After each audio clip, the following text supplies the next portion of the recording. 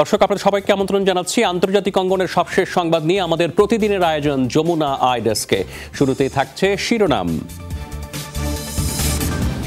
Town hall বৈঠকে ভোটারদের মুখোমুখি মার্কিন নির্বাচনের দুই প্রার্থী, সঠিক গণনা হলে ফল মেনে নেবেন বললেন ট্রাম্প।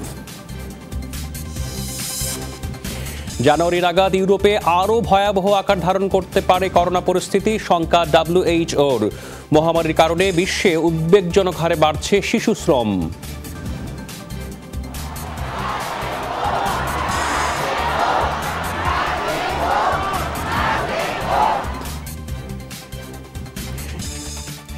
জরুরি অবস্থা সত্ত্বেও সরকার পতনের দাবিতে উত্তাল থাইল্যান্ড, কোনোভাবেই ক্ষমতা ছাড়বেন না ঘোষণা থাই প্রধানমন্ত্রীর।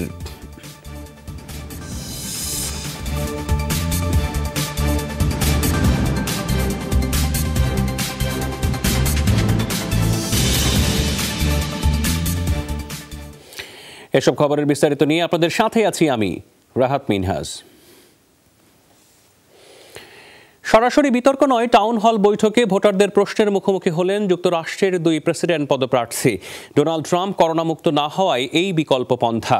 করোনা মহামারী, বিচারপতি নিয়োগ, জাতীয় নিরাপত্তার মতো অভিন্ন ইস্যুতে ভোটাররা প্রশ্ন করেন প্রেসিডেন্ট ও জো বাইডেনকে।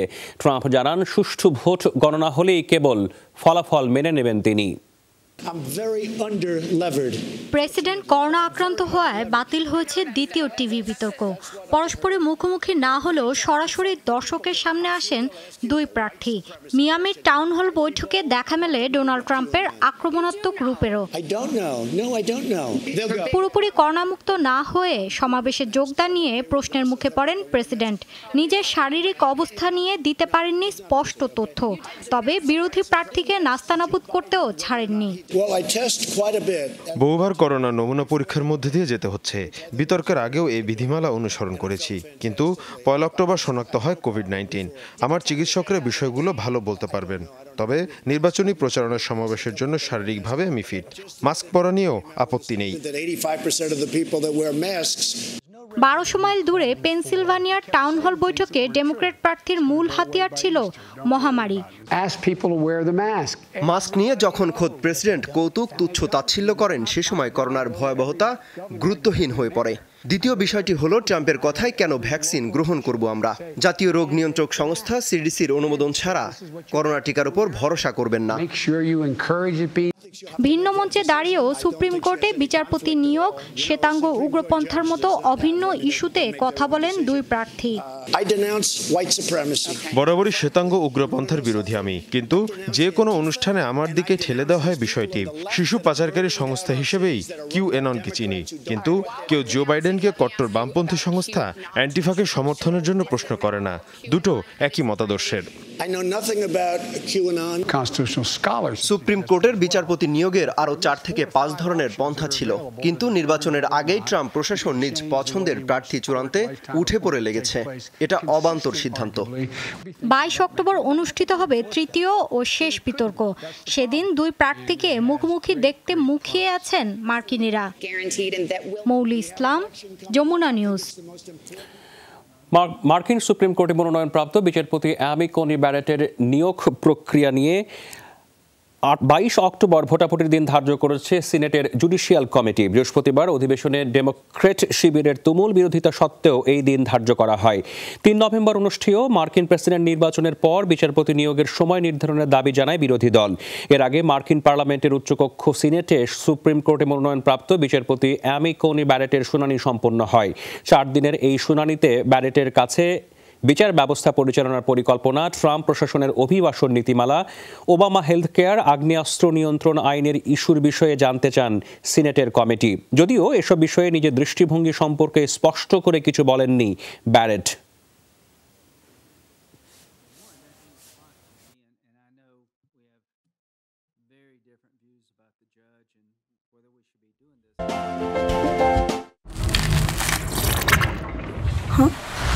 খিদে পেয়েছে? আপনার দরকার বেলামে ডাইজেস্টিভ। বেলামে যেখানে আছে ক্যালোরি, প্রোটিন, আয়রন আর ক্যালসিয়াম। নিন, খান, এরপর তো ডিনার। খিদে যখন যেখানে, সাথে থাক বেলামে। New Zealand dairy, excellence in quality. বিশ্বজুড়ে করোনা ভাইরাসে 11 লাখ ছাড়ালো প্রাণহানির সংখ্যা। 24 ঘন্টায় আবারও 6,000-এর বেশি মানুষের মৃত্যু দেখেছে বিশ্ব। বৃহস্পতিবার রেকর্ড 3,97,000 মানুষের শরীরে মিলেছে কোভিড-19। মোট আক্রান্ত 4 কোটির কাছাকাছি। দৈনিক মৃত্যুতে গেল 3 দিন ধরেই শীর্ষে রয়েছে যুক্তরাষ্ট্র। আরও 855 জন মারা যাওয়ার পর দেশটিতে মোট প্রাণহানির সংখ্যা দাঁড়িয়েছে 2,22,000-এ। নতুন শনাক্তের দিক থেকে ফের তালিকার শীর্ষে রয়েছে যুক্তরাষ্ট্র। দিনের দ্বিতীয় সর্বোচ্চ 833 জনের মৃত্যু হয়েছে ভারতে। দেশটিতে মোট প্রাণহানির সংখ্যা ছাড়িয়েছে 1,12,000। দিনে 7 শতাধিক মানুষ মারা গেছেন ব্রাজিলে। দেশটিতে মোট প্রাণহানি 1,52,000-এর ওপরে। ফ্রান্সে নতুন সংক্রমণ ধরা পড়েছে রেকর্ড 31,000 মানুষের শরীরে। জানুয়ারিতে ইউরোপে আবারও ভয়াবহ আকার ধারণ করতে পারে করোনা পরিস্থিতি। দৈনিক মৃত্যু হতে পারে এপ্রিলের চেয়ে 4 থেকে 5 গুণ বেশি, এমন শঙ্কার কথা জানিয়েছে বিশ্ব স্বাস্থ্য সংস্থা। ফ্রান্সে একদিনের রেকর্ড 30,000-এর বেশি মানুষ নতুন করে শনাক্ত হওয়ার পর কারফিউ জারি করা হয়েছে প্যারিস সহ 9টি বড় শহরে। দেশব্যাপী ঘোষণা করা হয়েছে জরুরি স্বাস্থ্য সতর্কতা। কয়েকদিন ধরে করোনায় গড়ে 1,000-এর বেশি মৃত্যু দেখছে ইউরোপ। ফ্রান্সে বৃহস্পতিবার 30,000-এর বেশি নতুন সংক্রমণ শনাক্ত হয়, যা দেশটিতে এ যাবৎকালে রেকর্ড। দ্বিতীয় দফায় কোভিড-19 মহামারী রোধে রাজধানী প্যারিস সহ 9টি শহরে কারফিউ দিয়েছে ফরাসি প্রশাসন। এ সময় স্বাস্থ্যবিধি মেনে চলতে কড়াকড়ি আরোপ থাকবে দেশব্যাপী। প্রতিদিন রাত 9টা থেকে সকাল 6টা পর্যন্ত কারফিউ থাকবে 9টি শহরে। এ সময় বন্ধ থাকবে সব ধরনের দোকানপাট। রাত 9টার পরে জরুরি প্রয়োজন ছাড়া কেউ ঘর থেকে বের হতে পারবে না। অন্য সময়েও কোনো ধরনের জনসমাগম করতে পারবে না কেউ। একই সাথে গোটা দেশে জারি থাকবে জরুরি স্বাস্থ্য বিষয়ক সতর্কতা। ফ্রান্স ছাড়াও স্পেন, যুক্তরাষ্ট্রে হু হু করে বাড়ছে সংক্রমিত রোগীর সংখ্যা। বিশ্ব স্বাস্থ্য সংস্থা বলছে এখন কোনোভাবেই স্বাভাবিক অবস্থায় ফেরার সুযোগ নেই, বরং কড়াকড়ি না বাড়ালে জানুয়ারিতে এপ্রিলের চেয়েও ভয়াবহ পরিস্থিতি হতে পারে। ইউরোপে প্রতিদিন 1,000-এর বেশি মানুষ মারা যাচ্ছে। হাসপাতালগুলোতে বাড়ছে রোগীর সংখ্যা। প্রত্যেকটি দেশকে আরও সতর্কতা বাড়ানো প্রয়োজন। না হলে এপ্রিলের তুলনায় আগামী বছরের শুরুতে দৈনিক মৃত্যুহার 4 থেকে 5 গুণ বৃদ্ধি পাবে। শীত মৌসুমকে সামনে রেখে কড়াকড়ি তো দূরের কথা, সবকিছু স্বাভাবিক করে দেওয়ার মতো উল্টো চিত্রও আছে কিছু দেশে। মোট সংক্রমণের দিক থেকে দ্বিতীয় অবস্থানে থাকা ভারতে খুলে দেওয়া হচ্ছে সিনেমা হল সহ জনবহুল বিভিন্ন জায়গা। অমিত হাসান রবিন, যমুনা নিউজ। সময় পাল্টে যায়, কিন্তু ডিপ্লোমা সে একই স্বাদে একই মানে যুগ যুগ ধরে রয়ে যায়। করোনা মহামারীর কারণে বিশ্বে উদ্বেগজনক হারে বাড়ছে শিশু শ্রম। বিশেষভাবে লাতিন আমেরিকার দরিদ্র দেশগুলোতে পরিস্থিতি সবচেয়ে খারাপ। জাতিসংঘের শিশু বিষয়ক সংস্থা ইউনিসেফ বলছে করোনাকালে শিক্ষা প্রতিষ্ঠান বন্ধ থাকায় বিশ্বে 150 কোটির বেশি শিশু ক্ষতিগ্রস্ত হচ্ছে। বৈষম্যের শিকার হচ্ছে অনেকেই। নরম হাতে কঠিন শিলা ভাঙছে 11 বছর বয়সী মেক্সিকান এই শিশু। করোনায় পরিবারের অভাবের সংসারে সহায়তা করতে বাবার সাথে পাথরের খনিতে সে। করোনার আগে আমার ছেলে স্কুলে যেত, এখন উপায় না পেয়ে সাথে নিয়ে এসেছি।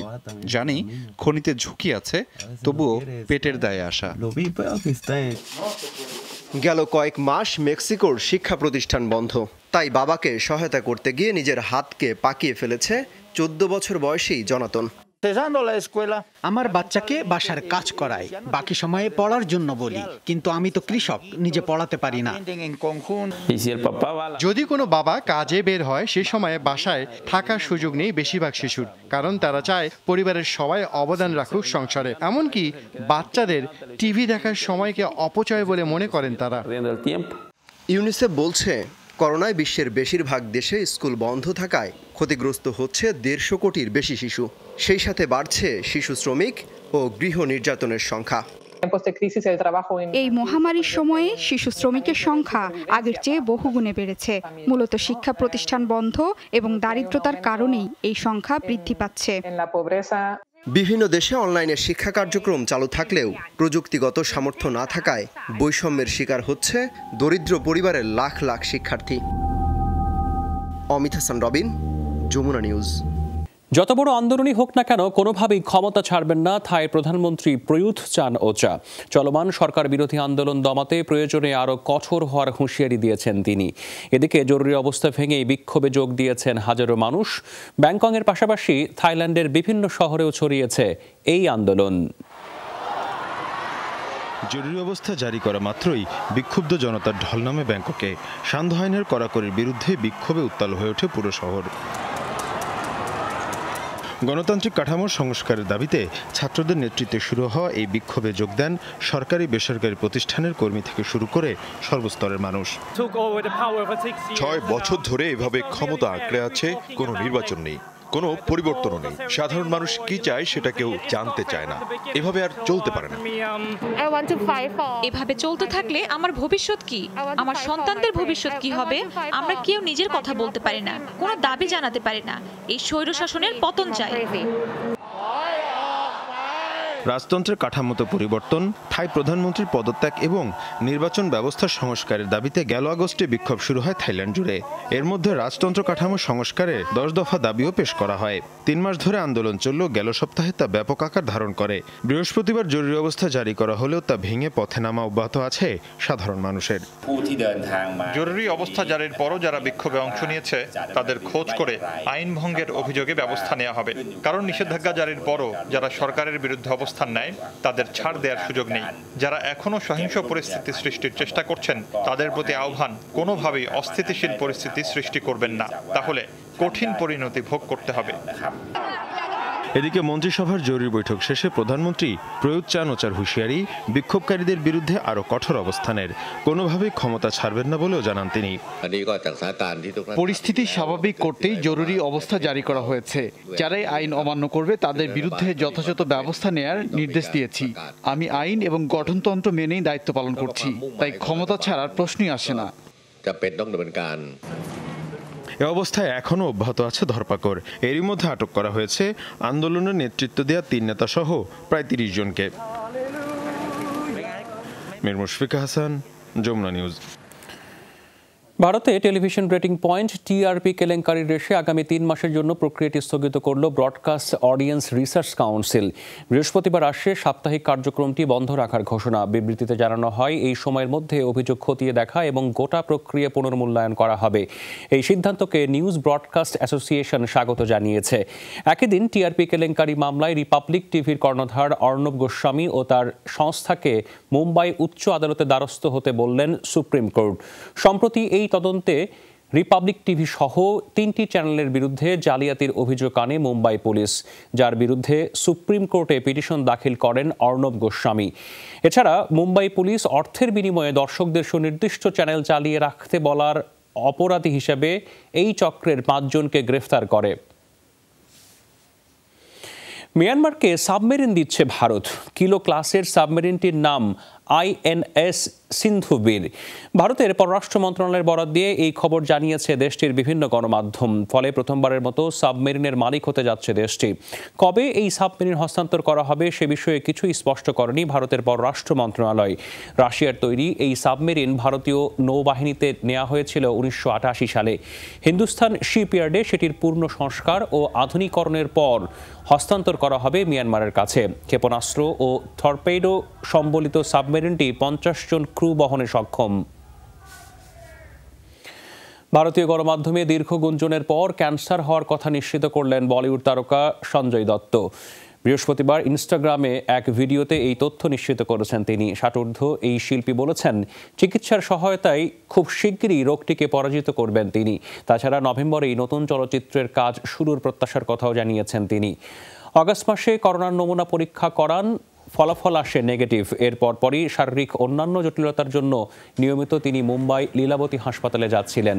তখনই গণমাধ্যমে ছড়িয়ে পড়ে ফুসফুস ক্যান্সারে আক্রান্তের খবর। এর আগে ক্যান্সারে তার মা নার্গিস ও স্ত্রী রিচা শর্মার মৃত্যু দেখেছেন সঞ্জয় দত্ত। কানাডায় বিলুপ্তপ্রায় প্রাণী ডাইনোসরের কঙ্কাল আবিষ্কার করল 12 বছরের এক শিশু।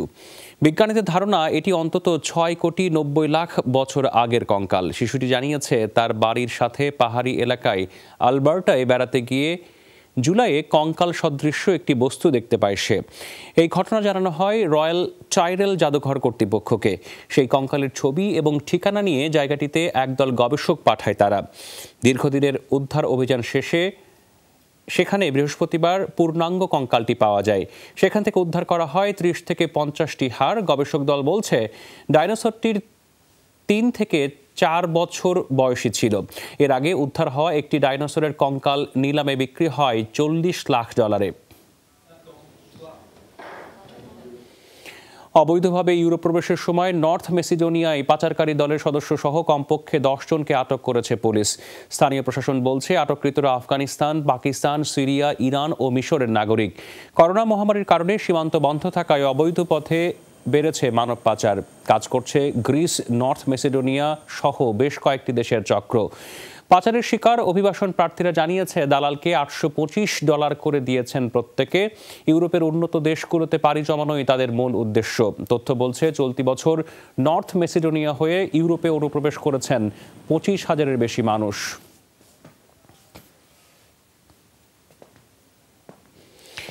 এই ছিল আজকের যমুনা আই ডেস্কের আয়োজনে। এতক্ষণ সাথে থাকার জন্য ধন্যবাদ সবাইকে।